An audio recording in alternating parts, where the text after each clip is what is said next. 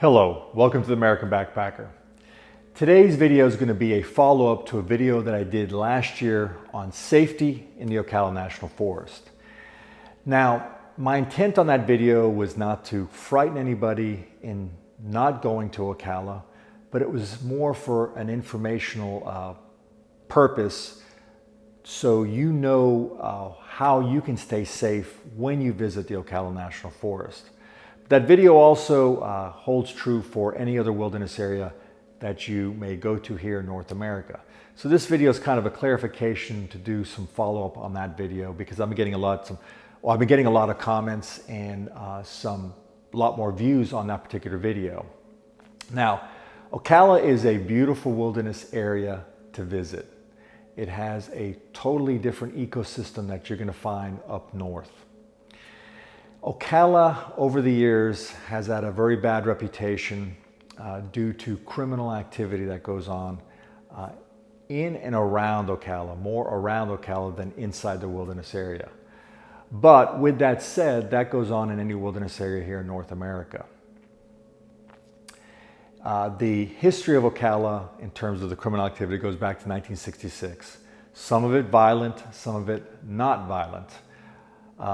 And the wilderness area in itself has gone through a lot of changes during these last 10 years. A lot of the media articles that you're going to see online occurred between 2004 to 2008. Around 2008, law enforcement became aware of a lot of what's going on in Ocala due to the squatters and homeless people that are living out there, that they started taking action.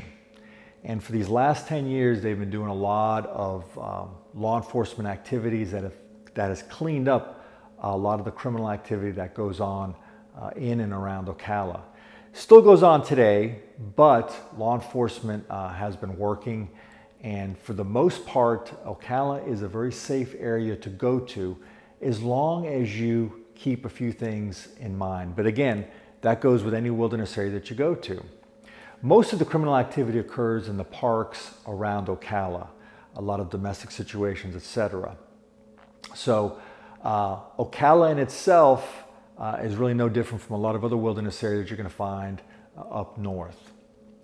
Now, there's a lot of information or a lot of articles on missing people in Ocala, but there's a lot of missing people also in various other wilderness areas around North America.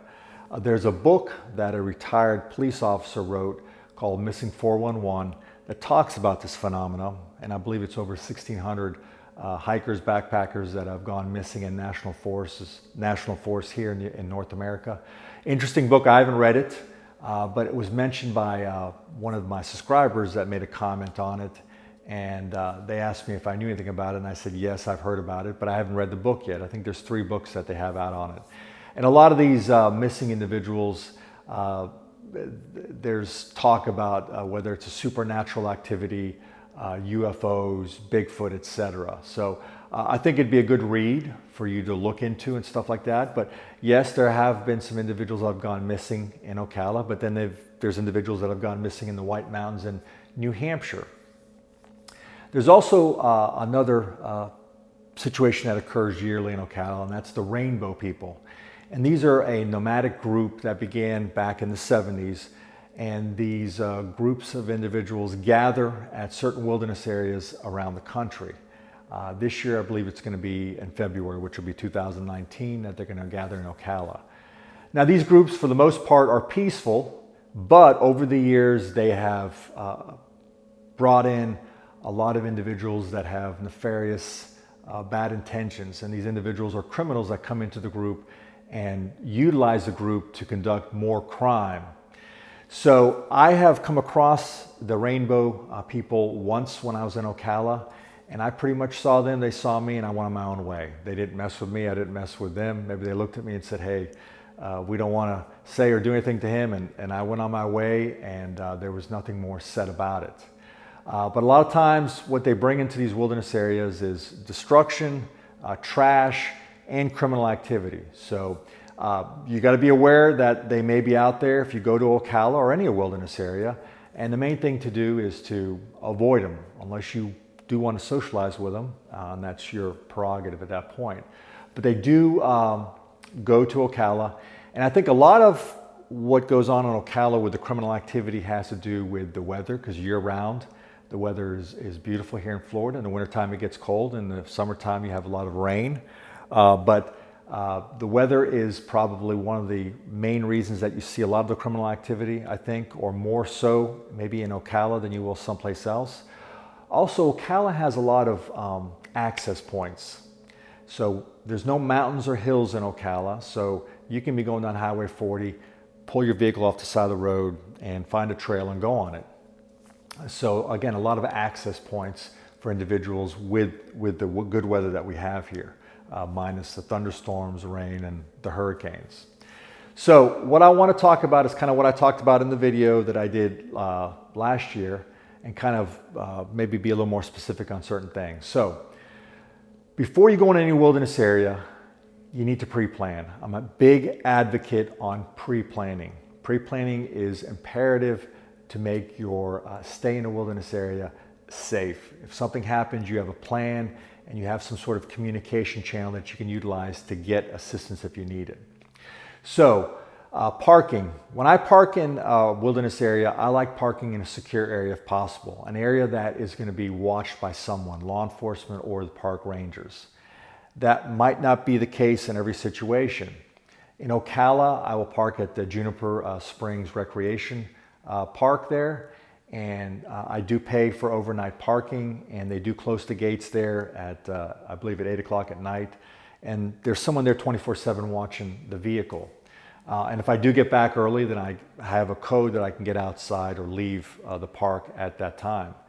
So park in a secure area if possible. If not, park at a trailhead where other people park at, because at least you know that that's an area designated for that parking. If you go to Ocala, for example, or any of the wilderness area, and you just pull off the side of the road and hit the trail, the chance of your vehicle being seen by someone else that has some sort of bad intentions are a lot higher if they're driving down the road, and they may want to burglarize or damage your vehicle or follow you into the wilderness area to ambush you or do something at that point. When you do park, make sure you don't have any valuables in the vehicle that can be seen from the outside. Very important to hide all your valuables. Make sure you don't park your trunk of the vehicle, if you have a vehicle with a trunk, towards the wood line, because it gives the criminal element more cover for them to do damage or to burglarize your vehicle at that point. If you see something suspicious when you park in your vehicle, notify law enforcement. They'll send a patrol up there, but notify them and let them know, hey, there's something going on here that's suspicious. Take down license plate numbers. So if you do come back and there is damage to your vehicle, at least you have something to give to law enforcement where they can follow up on possibly. Some people even have these drive cams that they have in their vehicle that actually are activated when the vehicle's moved. That's something else you might want to consider doing. Now, when you hit the trail, make sure that you're aware of your surroundings. And what I mean by that is you're always constantly doing a 360, looking behind you, ahead of you, to the side, etc. You're looking at the trail for tracks, animal tracks, to see what animals may be out there and that you may encounter. Many times I go to Ocala and I see bear tracks out there. So I'm prepared for the fact that I may encounter a bear. I also have with me bear spray, and I carry a firearm, and I have my fixed blade knife that I carry. I recommend having some sort of weapon with you, and also bear spray at that point. Now, carrying a firearm is preferential, and I will tell you that if you're going to carry one, make sure that you're properly trained on utilizing that. And I've done some articles and some videos on carrying a firearm, and I talk about the Florida state statute about open carry when you're wilderness backpacking here in Florida. So it's something you might want to take a look at. So be aware of your surroundings, but you're also going to be looking for tracks of individuals that are out there, other backpackers. And it's not that you're not going to see them out there, but to let you know that, hey, they're out there, and you can tell if they're fresh or not, or if they've just been out here, etc. So it gives you an indication on if somebody has been out there recently, and it keeps it in mind just in case you do come across them. And if you do come across individuals out there, which I have, be friendly, talk to them, but be cautious if they're overly friendly and they want to follow you or help you set up your base camp. There was a situation back in 1994 in Ocala with a brother and a sister that went backpacking out there in Hopkins Prairie. They befriended 2 men out there that helped them set up their camp. These men later came back to their campsite, and they ended up murdering the brother and sexually assaulting the sister. She got away, notified law enforcement, and they were both apprehended. One is doing a life sentence, and the other one is on death row. So be very cautious of individuals that you may talk to out there, especially if they want to befriend you and follow you or put their camp up next to you. It's kind of a red flag. I like solo backpacking, so I'm comfortable going by myself, but if you're not, go with other individuals or groups of people, safety in numbers. If you meet these individuals, let them know if you're by yourself or with a group of people that you're meeting another group of people farther up the trail. Let them know that you're confident in your abilities, and if they do have any type of nefarious intent, they'll probably shy away from that. As you separate from them, keep an eye on them, make sure they don't backtrack and follow you. It's important. So again, be aware of your surroundings and what's around you, but not necessarily for humans, but also for animals out there. I've been in Ocala many times, and I have my issues are with the wildlife, not with humans out there. Next, when you're setting up your base camp, very important that when you set up your base camp, that you set it up off the trail, out of eyesight and earshot of individuals. Very important. Individuals that have those bad intentions, that are walking on a trail looking for something to do, may hear or see your camp, and at one point they may want to enter your camp and do something at that point. So set your camp off well off the trail, okay? And use the acronym that I utilized and I wrote an article on. It's called WES, Water Elevation, Security, and Safety, where to set up your base camp. Ocala is relatively flat, and you can get way off the trail if you want. And there's a lot of pine scrub out there that'll block you from the trail. But make sure you're far enough off the trail where you can't be seen or heard if a situation arises where people come by, okay? Make sure that you have proper communication gear with you. Your phone, satellite phone, satellite GPS communicator that I carry, the Garmin inReach Explorer. Really important to have with you out there just in case of emergency, but that should be in your pre-planning phase at that point. And those are kind of the tips for me to pass on to you in reference to safety in the wilderness. Again, always be alert of your surroundings. Being in a wilderness area, there's always inherent risks, not just with humans, but with animals and the environment and terrain itself.